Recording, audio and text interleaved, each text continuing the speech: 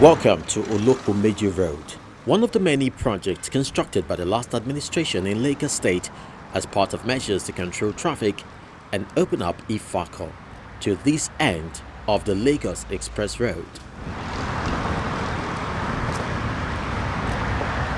While it has become very beneficial to drivers as a connecting route to the Third Mainland Bridge as well as the major express, it's a different tale for residents of the various estates in the locality.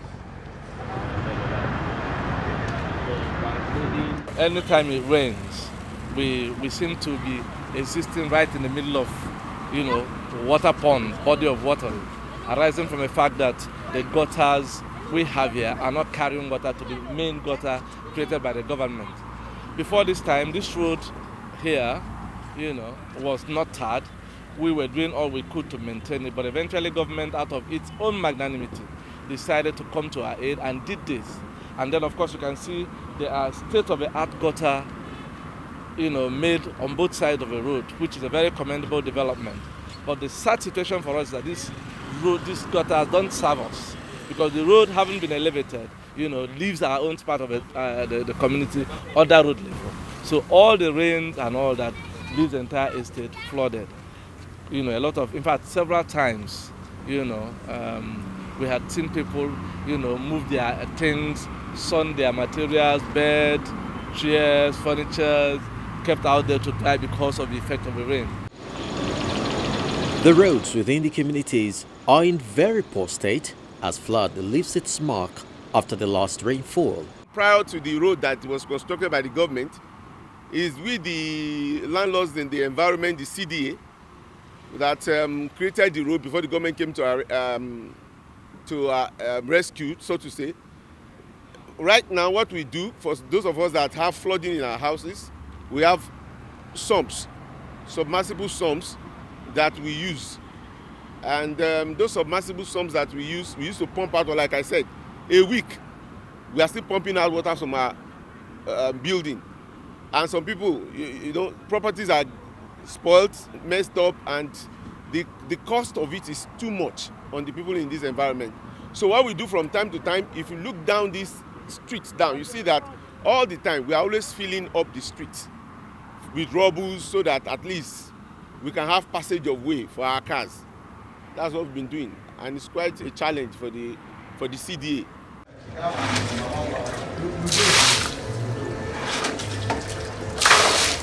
Some of the houses are still flooded as at the time of our visit. This is troubling the people who claim they barely have the presence of government in the neighborhood. I have big files, letters written to Governor Fashola at that time for them to do on our roads, drainage, and power. Fortunately, we were able to solve our own power problem from Abuja. They came from Ministry Power in Abuja and asked them to appoint a contractor so we have one of the best power. But that's the only thing. Road, drainage is terrible. When Ambode came, he did our road, so it really helped. But then it wasn't comprehensively done. They blocked our drainage. So our drainage has nowhere to flow to. So we've been struggling in that time. I was working on water in my area now. Even Sunday when I'm supposed to be resting. So you can see it's individual effort here. We have not done anything, nothing, a pin here since I came here in 2000 and I moved there in 2007 when I finished my house. So no support. The state government by default this road. Federal our power. So we are really abandoned, and they say they don't have us in their plan. So we don't know whether in the next 5-6 years there will be anything done here. The little money we should be little money I should be using to eat my food, I contribute with others to maintain roads, to maintain everything.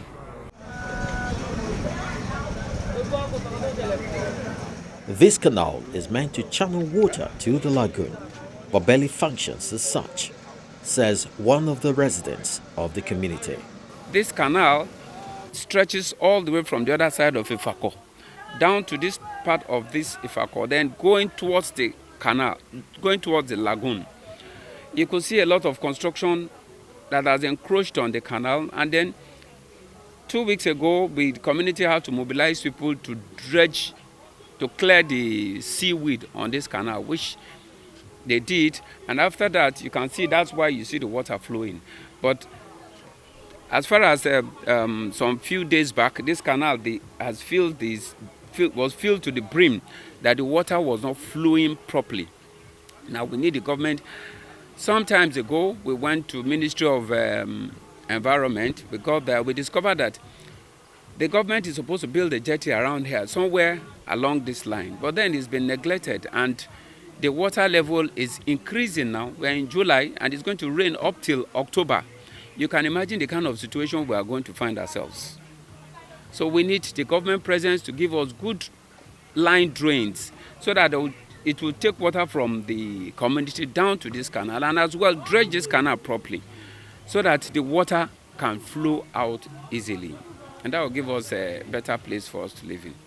Going forward, we want to please appeal to the government to please come to our aid, come to the rescue of this community, and help us probably with a parallel gutter or elevate the road such that those of us on the Seaflow Estate and the Adeniji Road can have our waters direct into government drainage system.